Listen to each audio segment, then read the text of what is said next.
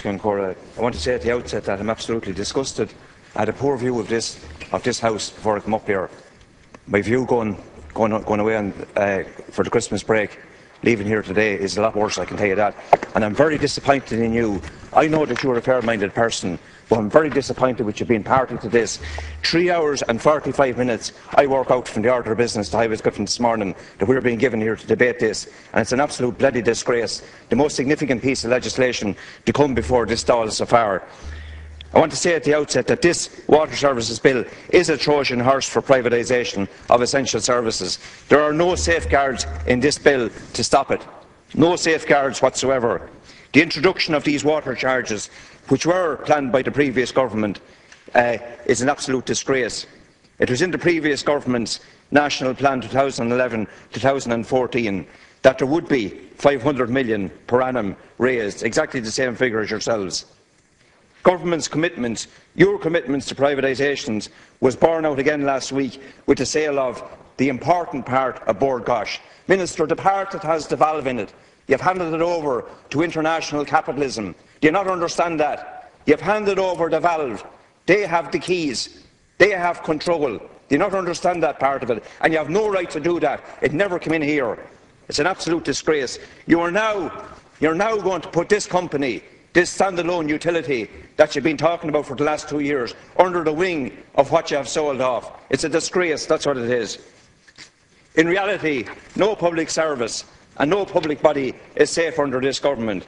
The bill will asset strip our local authorities, and that's been happening without a vote of one council. Not one section 183 has gone through a council. It's a disgrace. You have walked over the rights of 1,600 councillors. It's an absolute bloody disgrace what you've done. It allows for billions of assets to be given over to Irish Water without a single vote. And this important bill has been rushed through the Dáil in a few hours, as I said. No time for debate.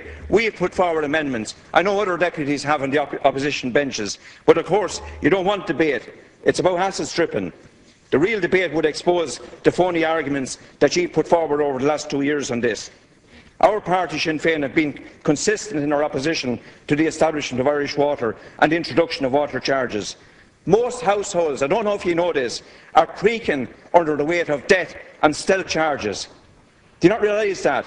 Households are already paying local property tax, management fees, domestic waste charges, fire charges, many other charges, and now you hit them with this charge. But in a cynical move, the bill for domestic water will not be received until after the local elections. Until after the local elections. The previous government planned to bring it in 2014. You've held it back to the last quarter of next year, and you know why you've done that, and I've told you why you're doing it. You're doing it because you're going to bring it in after the local elections, when your councillors have their feet in under the table in council chambers. A move also which you hope will protect the people who occupy or should be in these benches here. I notice there's none of them here from the Labour Party at election time. We have opposed the establishment of Irish Water and the introduction of water charges based on the simple belief that people should not pay 2, 3 or 4 times for water.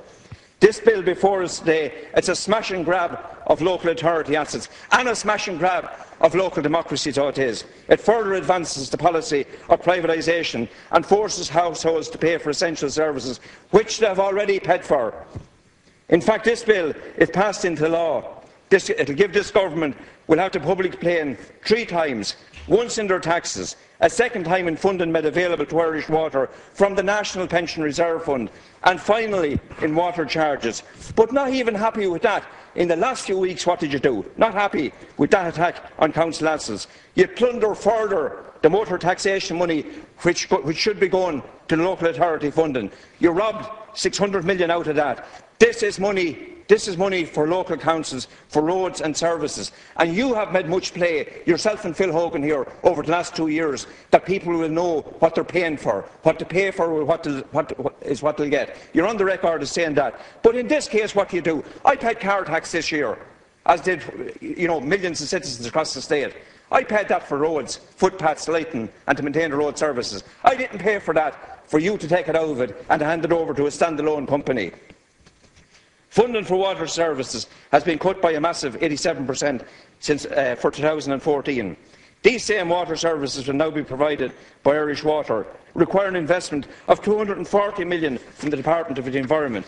And this is on top of the €500 million that I mentioned earlier, given to Irish Water earlier this year from the National Pension Reserve Fund to install meters. And the previous deputy is correct. You're well below 25% on target to install them. In fact, you're stuck in the muck in a lot of places around the country trying to do it at the moment.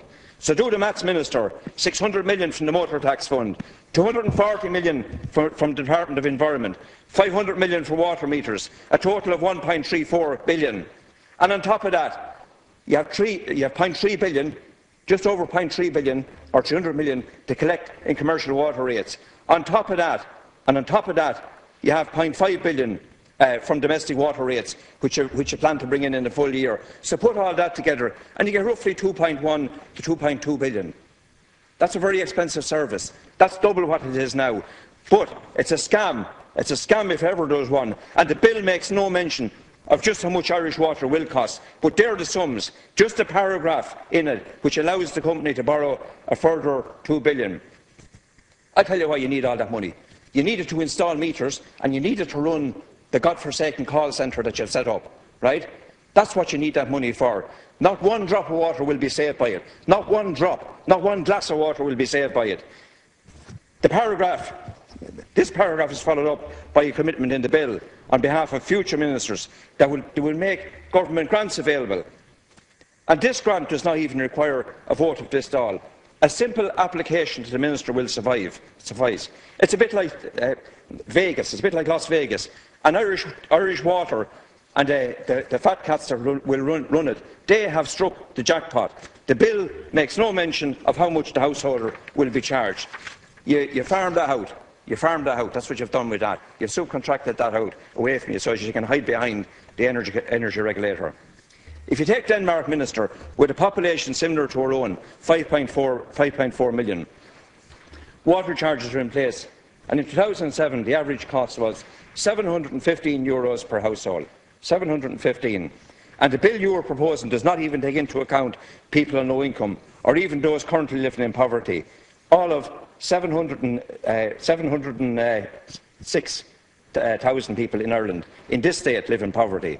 Their households will be charged the same as the millionaire, and that's shameful and unjust. Water charges will have an immediate and negative effect on these low-income families. When taking poverty levels and income distribution in Ireland into account, it's obvious that water charges would have a significant impact on households and their income. But don't take our word for that. According to a major report carried out by the British Chartered Institute of Environmental Health, a household spending over 3% of their income on water charges are at a risk of poverty. Are you aware of that? The report entitled Water Poverty in Wales and England found that UK households in the lowest three income deciles spend an average of 3% of their net income on water bills, whereas the average spend of all households is just 1%. And the report goes on to say large water bills in relation to income do have the potential for causing significant deprivation. Now, Enda Kelly was on the television the other night expressing how grateful he was to us all, and particularly those people who have suffered. Those people are going to suffer more. They're going to suffer more. They're the people who are going to get it difficult by what you're going to do here today. How much will the water supply be reduced to those families, Minister? You haven't said. Will it be reduced by a half? Will it be reduced to a trickle? Those families who cannot afford it, those people who are already short of food and heat, you know them, I know them. Loads of constituents who cannot afford to heat their houses, who cannot afford to feed themselves properly. Now they're going to be denied enough water. So a trickle of water, a trickle of food and not enough heat. That's a great lifestyle in this republic, which is supposed to be. Shocking to think that the Labour Party will stand over these tactics. Yet your bill, despite international evidence, does not even attempt to protect the low-income families and those who would be seen as vulnerable. Your bill makes no reference to ability to pay. We have amendments on that, Minister, but you're not going to allow us to put them through. You're not even going to allow them to be discussed. It's shocking what you're going to do. And all you're going to do is threaten to reduce the water to a trickle for those unfortunate households who can't pay. The amendments we intended to table would undo some of the worst excesses in it. We will be looking for cross-party support so as to make Irish Water more accountable to this House and to protect the vulnerable and people living in poverty. The Government would have us believe that we are the only region, of course, in the UK, or the only region in the EU, my apologies, that does not pay for water charges. But of course that's untrue. 90 miles up the road, Minister, and a few miles from where you live, the Assembly, our party put our politics into action and reversed the attempt by the British Government to introduce water rates in the north.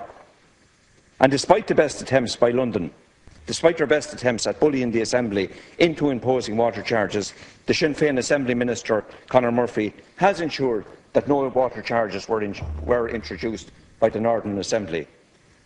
Here, our alternative to this bill, it's effective and it's efficient and it's a can-do.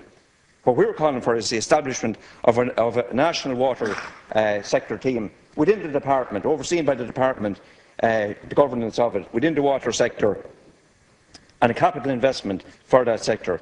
It will be made up of city and county managers and be convened and chaired by the Secretary-General of the Department of the Environment, Community and Local Government. Our party is proposing investing money from the National Pension Reserve Fund in creating real jobs to have a positive legacy, not just setting up a call centre or putting a meter outside my door. There's already a meter outside my door, right? What we're talking about is ones that will have a positive legacy, that will stop the 40% leakage, 60% in Kerry, 40% of the water supply leaking. But the money is being wasted on meters instead of that. Money that should be invested in upgrading the aging network. The 500 million ring fence for the water meters would fund water conservation strategies for the next 6 years, and it would be far more appropriate to invest this 500 million in water conservation than in installing meters. Our party supports the introduction of district metering as opposed to installing domestic metering. In other words, not having one in every household. It's not necessary. It's already in place. I've seen it in action. It's in action in the county that I live in. It's cheaper. I've outlined this to you before. It's far more effective to have district metering. You can monitor the usage, and it operates very well. It's of great assistance to local authorities in identifying leakages. Sinn Féin calls on the Government, even at this late stage, to abandon their ill-fated domestic water metering scheme and instead expand the district metering scheme. It will be far more cost-effective and would ensure that leakages are detected efficiently and quickly. Currently, the water sector is managed by 34 local authorities, and the move to Irish Water will not improve accountability or governance. Will not. You'll have an 1890 number to the call centre that you've set up. I told you that a year and a half ago. I told Phil Hogan that, and that's what's happening. That's where you're going with this one.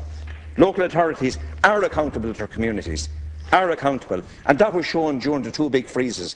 And we done better in this state than the North because of that. Because as local councillors, many of us were deputy councillor, I was, and some other people in this chamber, we were able to respond with local engineers quickly. And you're missing that point. We were able to meet local demands, provide solutions, working with local engineers to emergencies. Last year, you bulldozed through the House legislation. This year, this bill, this has serious repercussions. And it's a huge shift in public policy, stripping assets, charging people for drinking water. It's shameful that you would ram this complicated bill through the House head-on and then head off for Christmas. This bill should be rejected and replaced with a proper plan for the coordination of water services provided by local authorities under democratically control and adequately funded by a progressive tax system. And I want to say this to you, Minister. This is akin. It's big thing you're doing. It's akin to the rural electrification. But how you're doing this, it's a farce. It's an absolute farce. There's no opportunity to amend. We're given no opportunity here today. 3 hours and 45 minutes. We had no chance in committee to discuss this. You promised a democratic revolution. Now, you occupy a different part of the political spectrum than I do, right? But you did promise a democratic revolution. What we're getting here is a democratic counter-revolution. It's a disgrace what you're doing here. And your Christmas present last year, to hard-pressed householders was the house tax, the property tax. You rammed that through. Only one of our amendments got discussed in the Dáil and was rejected. None of the other amendments belonging to the other parties and independents was discussed. One Sinn Féin amendment, and you rammed it through and you all went on your Christmas holidays. This year, This year, you're going to use it to ram through this. And I'm very, very disappointed. I'm very let down by you and the Labour Party for what you're doing. I'm very disappointed in how this House operates. My opinion of it is very, very poor because of how we're doing it. And we should do things better. We should do things better. And at this late stage, you should do the right thing and go up and walk out and go to the Taoiseach and tell him you're not going to be party to this. Because I know this doesn't sit easy with you. Well, all good.